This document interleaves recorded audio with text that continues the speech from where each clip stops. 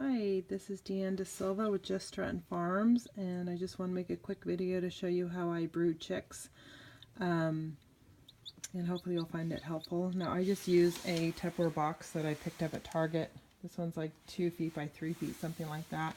I have a normal heat lamp that holds a 250 watt bulb, and I use a red bulb. It's more calming. The white and the clear can cause aggression among your chicks, so it's recommended that you use a red bulb. I like these round feeder and waters. They're perfect size for the brooder, and I prefer the round feeder over the trough feeder because the trough feeder, the chicks tend to roost on it and poop in the food, and this, which is not very sanitary. This feeder is great. You do want to keep it full because when the chicks are really little, they, I have had chicks crawl in there and get stuck. So keep the food full so that they can't crawl in there and get get stuck in there.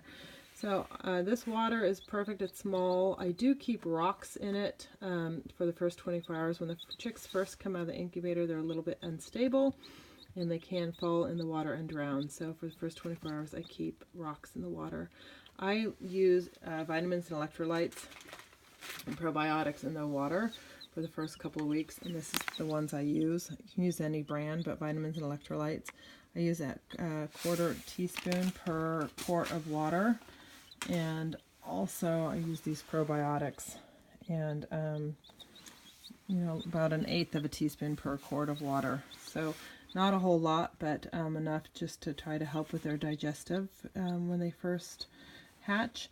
I clean the water like 2 or 3 or sometimes 4 times a day, so I only keep like 1/5 of, I fill it up to like 1/5 of the container at a time since I'm pouring it out constantly.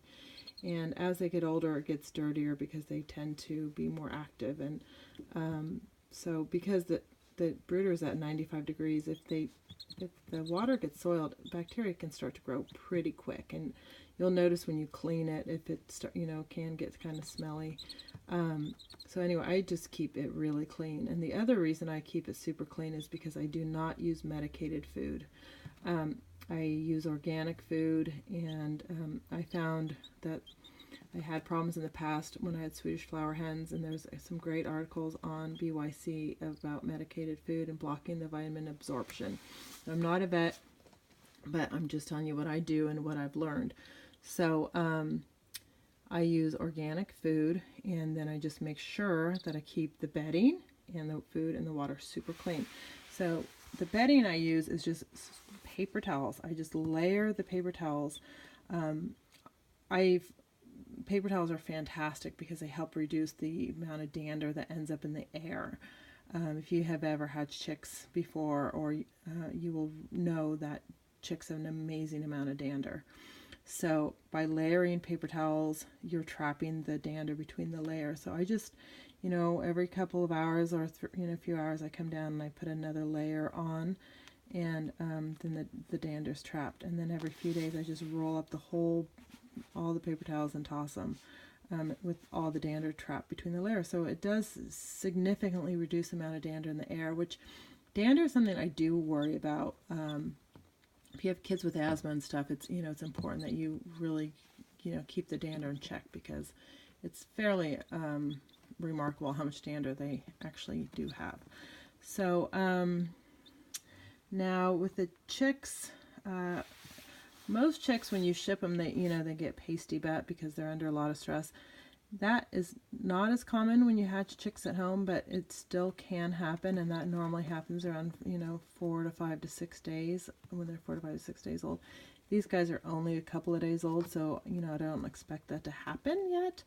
But I did have a yolky vent, which means that the yolk, after it hatched, got on its vent and basically glued it shut. So this morning I was looking at the chicks, and one just looked really miserable. It was kind of hunkered over and wasn't eating, and everybody else was kind of running around, and so I knew there was a problem. So I picked it up. I think it's this one, and sure enough, it had a yolked butt. So I don't know if you can see it under the red light, but it had yolk dried to its vent and sealed it, and so the poor thing could not go to the bathroom. So I took it to the sink and I washed it with warm water and peeled off all the yolk, and unfortunately for the chick, some feathers came with it, so that's why it has a bald spot now there. But and then after I got it all clean, I pressed on its abdomen and got you know, some of the poop to come out, and it was really stinky, and it was actually quite full, poor thing. So anyway, now it's just fine and acting totally normal. But if you had seen this chick a couple of hours ago, you would have realized, you know, you would have noticed how sick it was.